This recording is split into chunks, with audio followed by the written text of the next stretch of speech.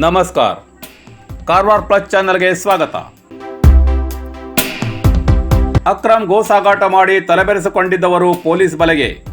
ಹೊಂದಾವರ ತಾಲೂಕಿನ ಮಂಕಿ ವ್ಯಾಪ್ತಿಯಲ್ಲಿ ನಡೆದಿದ್ದ ಗೋ ಕಳ್ಳತನ. ಉತ್ತರ ಕನ್ನಡ ಜಿಲ್ಲೆಯ ಹೊಂದಾವರ ತಾಲೂಕು ಗೋ ಕಳ್ಳರ ಹೆಡೆಮರಿ ಕಟ್ಟಿದ ಹೊನ್ನಾವರ ಹಾಗೂ ಮಂಕಿ ಪೊಲೀಸರು ಉಡುಪಿಯ 2, ಭಟ್ಕಳದ 4, ಓರ್ವ ಚಾಲಕ ಸೇರಿ 6 ಮಂದಿ ಪೊಲೀಸ್ ವಶಕ್ಕೆ ತಗೊಂಡಿದ್ದಾರೆ. ಉಡುಪಿಯ ವಾಜಿದ್ ಜಾಫರ್, ದೃಶ್ಯ ಮೆಂಡೇನ್, ಭಟ್ಕಳದ ಸೈಯದ್ ಮುಸಾ, ಮೊಹಮ್ಮದ್ ಫಯಾಜ್, ಪ್ರಣವ್ ಶೆಟ್ಟಿ, ಮೊಹಮ್ಮದ್ ಇಬ್ರಾಹಿಂ ಇವರು ಬಂಧಿತರು. ಉಡುಪಿಯ 2, ಭಟ್ಕಳದ ಓರ್ವ ಸೇರಿ 3 ಆರೋಪಿಗಳು ನಾಪತ್ತೆ. ಗೋ ಸಾಗಾಟಕ್ಕೆ ಬಳಸಿದ 2 ವಾಹನ ಸೀಜ್. ಆಗಸ್ಟ್ 3 ಮತ್ತು ಆಗಸ್ಟ್ 22ರಂದು ಗೋ ಕಳ್ಳತನ ನಡೆಸಿದ್ದ ಖದೀಮರು ಗುಡುವಂತೆ ಮತ್ತು ಮಾವಿನಕಟ್ಟಾದಲ್ಲಿ ಗೋ ಕಳವು ಮಾಡಿ ಪರಾರಿಯಾಗಿದ್ದರು. ಪ್ರಕರಣವನ್ನು ಗಂಭೀರವಾಗಿ ಪರಿಗಣಿಸಿದ್ದ ಪೊಲೀಸರಿಂದ ಕ್ಷಿಪ್ರಗತಿಯಲ್ಲಿ ಕಾರ್ಯಾಚರಣೆ ಆರೋಪಿಗಳನ್ನು ಬಂಧಿಸಿ ಕದ್ದ ಜಾನುವಾರುಗಳನ್ನು ಮಾಲೀಕರಿಗೆ ತಲುಪಿಸಿದ ಪೊಲೀಸರು. ಹೊನ್ನಾವರ ಪೊಲೀಸ್ ಠಾಣೆಯಲ್ಲಿ ಪ್ರಕರಣ ದಾಖಲ. ನಸುಕಿನಿಂದ ನಿರಂತರ ಜಿಟಿಜಿಟಿ ಮಳೆ. ಕಾರವಾರ. ಕೆಲವು ದಿನಗಳ ಬಿಡುವಿನ ನಂತರ ಜಿಲ್ಲೆಯ ವಿವಿಧೆಡೆ ಮತ್ತೆ ಮಳೆಯಾಗುತ್ತಿದೆ. ಗುರುವಾರ ನಸುಕಿನಿಂದಲೇ ಬಿಡದೆ ಜಿಟಿಜಿಟಿ ಹನಿಗಳು, ಆಗಾಗ ಗುಡುಗು ಕೂಡ ಜೊತೆಯಾಗಿದೆ. ಬೆಳಗ್ಗೆ ಮಳೆ ಬಿಡಬಹುದು ಎಂದು ಊಹಿಸಿದ್ದ ಹಲವರು ಕೊಡೆ, ರೇನ್ಕೋಟ್ ತೆಗೆದುಕೊಳ್ಳದೆ ಮನೆಗಳಿಂದ ಹೊರ ಬಂದಿದ್ದರು. ಆದರೆ ಮಳೆದಿಲ್ಲದ ಕಾರಣ ನೆನೆದುಕೊಂಡೇ ಸಾಗಿದರು. ಇದೇ ರೀತಿ ಭಟ್ಕಳ, ಹೊನ್ನಾವರ ತಾಲೂಕುಗಳ ವಿವಿಧೆಡೆ ಕೂಡ ನಿರಂತರ ಮಳೆಯಾಗುತ್ತದೆ. ಬೈಕ್ ಕದ್ದವನ ಹೆಡೆಮರಿ ಕಟ್ಟಿದ ಪೊಲೀಸರು. ಕುಮಟಾ ತಾಲೂಕಿನ ಸನ್ಮಾನ್ ಲಾಡ್ಜ್ ಎದುರಿನಲ್ಲಿ ನಿಲ್ಲಿಸಿಟ್ಟ ಪ್ರವಾಸಿಗೊಬ್ಬರ ದುಬಾರಿ ಬೈಕ್ ಬೆಳಗಾಗುವುದರೊಳಗೆ ಮಾಯವಾಗಿತ್ತು. ಈ ಬಗ್ಗೆ ಪ್ರವಾಸಿಗ ಬೈಕ್ ಗುರುತು ತಿಳಿಸಿದವನಿಗೆ ಬಹುಮಾನ ನೀಡುವುದಾಗಿಯೂ ಹೇಳಿದರು. ಅದಲ್ಲದೆ ಪ್ರಕರಣ ಕೂಡ ದಾಖಲಾಗಿತ್ತು.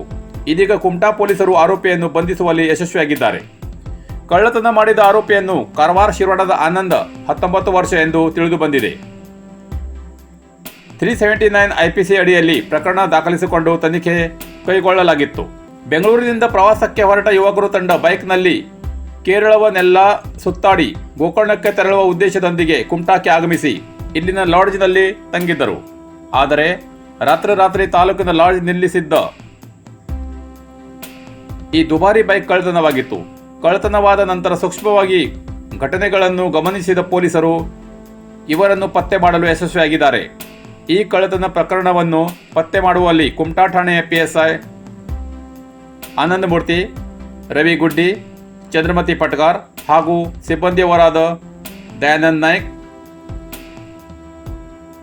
ಗಣೇಶ್ ನಾಯ್ಕ್, ಸಂತೋಷ್ ಬಾಳೇರ್, ಕೃಷ್ಣ ಎನ್, ಬಸವರಾಜ್ ಜಾಡರ್, ಮಾರುತಿ ಗಾಳಪೂಜಿ ಇವರುಗಳ ತಂಡ ಪ್ರಮುಖ ಪಾತ್ರ ವಹಿಸಿದೆ. ವೈಜ್ಞಾನಿಕ ನಿಖರ ಮುನ್ಸೂಚನೆ ಪಡೆಯಲು ಕ್ರಮ. ಪ್ರವಾಹ ಪರಿಸ್ಥಿತಿ ಅರಿಯಲು ತಂತ್ರಾಂಶ ಜಿಲ್ಲಾಡಳಿತದಿಂದ ಸರ್ಕಾರಕ್ಕೆ ಪ್ರಸ್ತಾವ. ಕಾರವಾರ. ಜಿಲ್ಲೆಯ ಪದೇ ಪ್ರವಾಹದಂಥ ಪ್ರಾಕೃತಿಕ ವಿಕೋಪಗಳಿಗೆ ಗುರಿಯಾಗುತ್ತಿದೆ. ಪ್ರವಾಹ ಬರುವ ಸಂದರ್ಭದಲ್ಲಿ ಸಾರ್ವಜನಿಕರಿಗೆ ನಿಖರವಾದ ಮಾಹಿತಿ ಸೂಚನೆಗಳನ್ನು ನೀಡಲು ತಂತ್ರಾಂಶವೊಂದನ್ನು ಅಭಿವೃದ್ಧಿಪಡಿಸಲು ಚಿಂತಿಸಲಾಗಿದೆ. ಈ ಬಗ್ಗೆ ಸರ್ಕಾರಕ್ಕೆ ಪ್ರಸ್ತಾವ ಸಲ್ಲಿಸಲಾಗಿದೆ ಎಂದು ಜಿಲ್ಲಾಧಿಕಾರಿ ಮುಲ್ಲೈ ಮುಗಿಲನ್ ತಿಳಿಸಿದ್ದಾರೆ. ನಗರದಲ್ಲಿ ಗುರುವಾರ ಸುದ್ದಿಗಾರರ ಜೊತೆ ಮಾತನಾಡಿ ಅವರು, ಪ್ರಾಕೃತಿಕ ವಿಕೋಪಗಳ ನಿರ್ವಹಣೆಗೆ ಕೇಂದ್ರೀಕೃತ ವ್ಯವಸ್ಥೆಯೊಂದಿಗೆ ಜಾರಿಗೊಳಿಸಲಾಗುವುದು.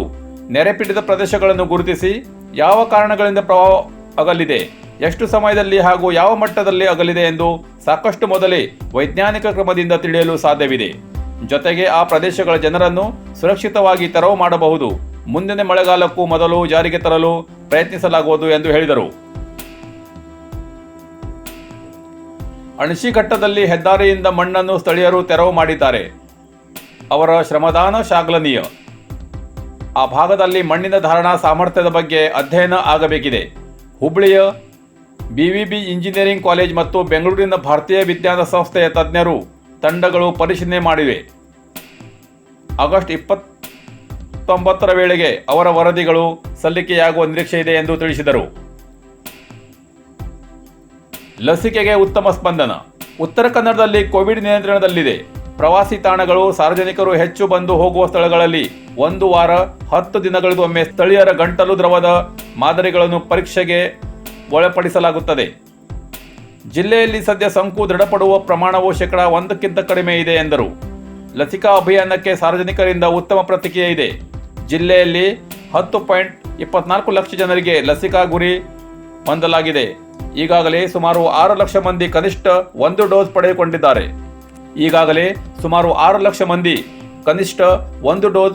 ಪಡೆದುಕೊಂಡಿದ್ದಾರೆ.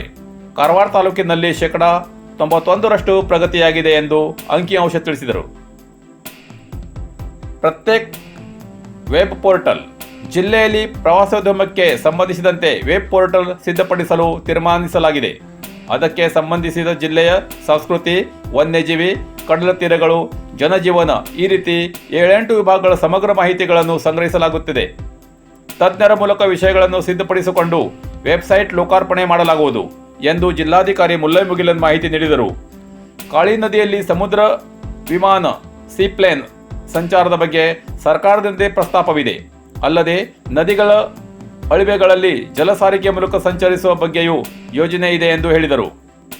ಕಾಸರಗೋಡು ಕಡಲ ತೀರಕ್ಕೆ ಭೂ ಫ್ಲಾಗ್ ರಾಷ್ಟ್ರೀಯ ತೀರ್ಪುಗಾರರ ಸಮಿತಿಯಲ್ಲಿ ಪ್ರಮಾಣ ಪತ್ರವು ಪುನಃ ಸಿಕ್ಕಿದೆ.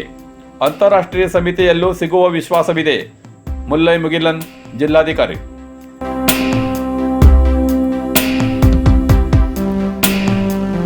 ಮಾನ್ಯ ಕಾರ್ಮಿಕ ಖಾತೆ ಸಚಿವರಾದ ಶ್ರೀ ಶಿವರಾಮ್ ಹೆಬ್ಬಾರ್ ಅವರು ಇಂದು ವಿಧಾನಸೌಧ ಕಾರ್ಯಾಲಯದಲ್ಲಿ ರಾಜ್ಯದ ಪ್ರತಿ ಜಿಲ್ಲೆಯ ಜಿಲ್ಲಾ ಕಾರ್ಮಿಕ ಅಧಿಕಾರಿಗಳೊಂದಿಗೆ ವಿಡಿಯೋ ಸಂವಾದದ ಮೂಲಕವಾಗಿ ಸಭೆ ನಡೆಸಿದರು. ಈ ಸಭೆಯಲ್ಲಿ ಮಾನ್ಯ ಸಚಿವರು ಬಾಕಿ ಇರುವ ಎಲ್ಲಾ ಅರ್ಜಿಗಳನ್ನು ವಿಲೇವಾರಿಗೊಳಿಸುವುದಕ್ಕೆ 1 ತಿಂಗಳುಗಳ ಕಾಲ ಕಾರ್ಮಿಕ ಅದಾಲತ್ ನಡೆಸಲಾಗುತ್ತದೆ. ಈ ಅಭಿಯಾನದ ಬಗ್ಗೆ ಅಧಿಕಾರಿಗಳು ವ್ಯಾಪಕವಾಗಿ ಪ್ರಚಾರ ನಡೆಸುವಂತೆ ಸೂಚಿಸಿದರು. ಕಾರ್ಮಿಕ ಸುರಕ್ಷಾ ಕಿಟ್ ಹಾಗೂ ಇತರ ಕಿಟ್ಗಳನ್ನು ಶೀಘ್ರವಾಗಿ ನೀಡುವಂತೆ ತಿಳಿಸಿದರು. ಕಾರ್ಮಿಕರಿಗೆ ನೀಡಲಾಗುತ್ತಿರುವ ಯೋಜನೆ ಪ್ರಗತಿ ಕುರಿತು ಹಾಗೂ ಸೆನ್ ಕ್ರೋಢೀಕರಣಕ್ಕೆ ಸಂಬಂಧಿಸಿದಂತೆ ಅಧಿಕಾರಿಗಳೊಂದಿಗೆ ಚರ್ಚಿಸಿ ಅಗತ್ಯ ಸಲಹೆ ಸೂಚನೆಗಳನ್ನು ನೀಡಿದರು. ಈ ಸಂದರ್ಭದಲ್ಲಿ ಅಪ್ಪರ್ ಮುಖ್ಯ ಕಾರ್ಯದರ್ಶಿಗಳಾದ ಡಾಕ್ಟರ್ ಜಿ ಕಲ್ಪನಾ ಹಾಗೂ ಕಾರ್ಮಿಕ ಆಯುಕ್ತರಾದ ಅಕ್ರಮ್ ಪಾಷಾ ಹಾಗೂ ಅಸಂಘಟಿತ ಕಾರ್ಮಿಕರ ಭದ್ರತಾ ಮಂಡಳಿಯ ನಿರ್ದೇಶಕರು ಹಾಗೂ ಕಾರ್ಮಿಕ ಇಲಾಖೆ ಅಧಿಕಾರಿಗಳು ಉಪಸ್ಥಿತರಿದ್ದರು.